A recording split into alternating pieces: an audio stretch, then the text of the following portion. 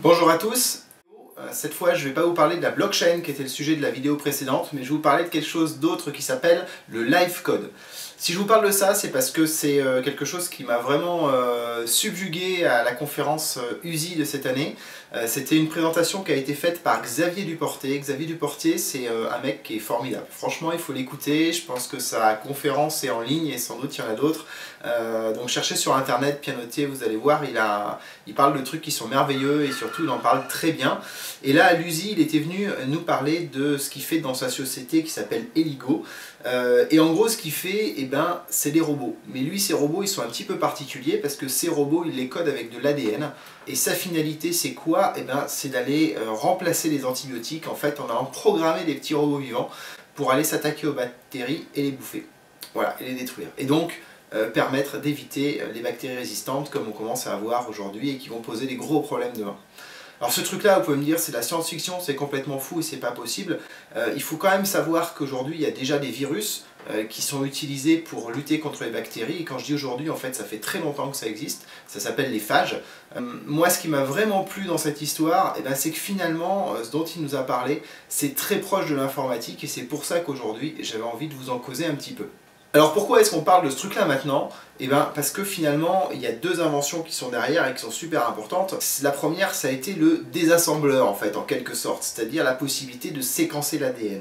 Il faut avoir en tête que quand je suis né, en 77, on était capable à peu près de séquencer 300 lettres par heure et grosso modo ça coûtait dans les 1 million de dollars pour faire ça. Aujourd'hui, ça a beaucoup changé, on est capable de séquencer 1 million de lettres par seconde, voilà. Et puis on est capable d'avoir un génome humain complet, en gros au bout d'une semaine, et de 1000 dollars. Donc, vous voyez finalement l'apparition de cet outil que moi j'appelle le désassembleur, qui permet de lire le code binaire qui est l'ADN pour en ressortir un code source qui va pouvoir être compréhensible par l'homme. Et là, ça y est, c'est un outil qui est en place et qui permet de faire pas mal de choses.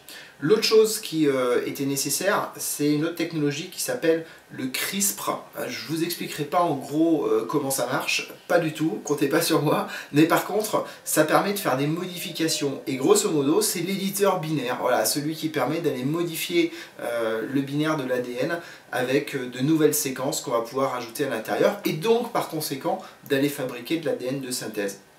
Aujourd'hui, les technos derrière ça, elles ont beaucoup diminué. Et donc maintenant, on arrive à faire ça pour grosso modo 10 cents. Voilà, pour 10 cents, on peut générer une paire d'ADN synthétique ou d'ADN modifié. Et donc finalement, avec tout ça, on arrive à vraiment faire de l'ADN de synthèse. Avec cet ADN de synthèse, on arrive à faire des robots qu'on est capable de programmer. Alors pourquoi je vous parle de ça? Je vous parle de ça déjà pour une chose, parce que dans l'IT, il y a des applications. On prend l'exemple, il y a Microsoft qui a acheté 10 millions de paires, donc finalement il a dépensé 1 million de dollars, c'est pas non plus énorme, 10 millions de paires d'ADN de synthèse, pour faire quoi? Pour aller faire du stockage. Il faut savoir que grosso modo 1 exabyte de données, ça occupe en taille d'ADN 1 mm3. Et puis, surtout si je vous en parle, c'est parce que moi ce que j'ai ressenti après cette conférence, c'est qu'on était en face d'une révolution, mais vraiment d'un truc gigantesque. Si on compare avec le monde du silicium, grosso modo là, on en est à l'invention du circuit intégré. On s'est débarrassé des tubes qui coûtaient très cher, on a construit les transistors, on est au circuit intégré. Et c'est là que tout s'accélère. Un séquenceur ADN, aujourd'hui, ça ressemble à ça. Et même si vous regardez bien, il y en a des versions USB, un peu limitées certes, mais ça ressemble à ça et ça vaut vraiment pas cher. Donc ouais, ça commence à être un monde de fou dans lequel il y aura des tas d'évolutions. Si on se projette et qu'on remonte une vingtaine d'années en arrière, qu'on regarde ce qu'était l'informatique, 30 ans en arrière, qu'on regarde ce qu'était l'informatique, ce qu'on faisait avec, ce qu'on regarde aujourd'hui, ce que c'est et ce qu'on fait avec, on est capable aujourd'hui de faire des modifications dans l'ADN qui permettent de contrôler des petits robots qui ensuite vont pouvoir nous soigner. Imaginez ce que ça va être dans 30 ans. En fait, c'est pas imaginable. Je crois pas que ce soit imaginable, mais du coup, c'est super intéressant. Et moi, ce qui me plaît dans tout ça, c'est que c'est quand même super proche de ce qu'on fait. Voilà, même si, franchement, j'y connais rien en bio et les informaticiens sont un peu mal barrés pour aller fabriquer ces trucs-là, mais grosso modo, la logique de pensée, c'est quand même très très proche de celle de l'informatique. Les outils sont un peu les mêmes et tout et tout. Donc du coup, je trouve que c'est une matière assez connexe, assez passionnante, sur laquelle il faut vraiment s'intéresser. Alors ce qui est rigolo aussi là-dedans, et c'est ce qui m'a marqué dans ce qu'on fait aussi, c'est de dire finalement, la grosse différence avec ce qu'on vit avec l'informatique, c'est que l'informatique, on est parti d'éléments de base qu'on a assemblés, rendus de plus en plus complexes, et on est arrivé à l'informatique de maintenant.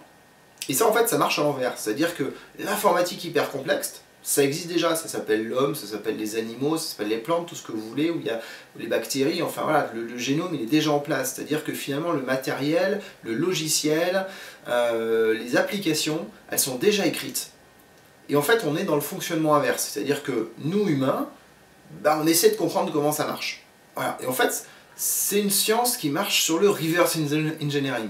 Voilà. Et du coup, les outils qu'on a là, ils sont super importants. Les assembleurs, la modification de code, c'est super important parce que c'est ce qui permet de faire ce reverse engineering et de comprendre.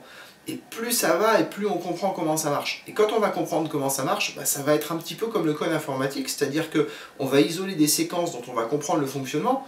En gros, une boucle itérative, une alternative, une fonction printf, enfin voilà quoi, enfin grosso modo tous les trucs de base qu'on utilise, mais ramenés à l'humain, et on va pouvoir les découper, les recoller dans le sens qu'on veut pour fabriquer des nouveaux programmes.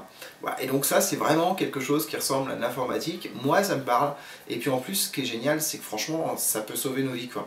Donc je vous invite à aller un petit peu plus loin et puis à découvrir le live coding. Moi c'était une révélation cette année, j'avais envie de le partager avec vous. Allez, je vous dis à bientôt sur la chaîne, sur mon site www.disque91.com. J'espère que ça vous plaît et puis toujours laissez des commentaires, ça m'aide à comprendre s'il faut que je continue, s'il faut que je change ou éventuellement des sujets que je peux aborder. Ciao!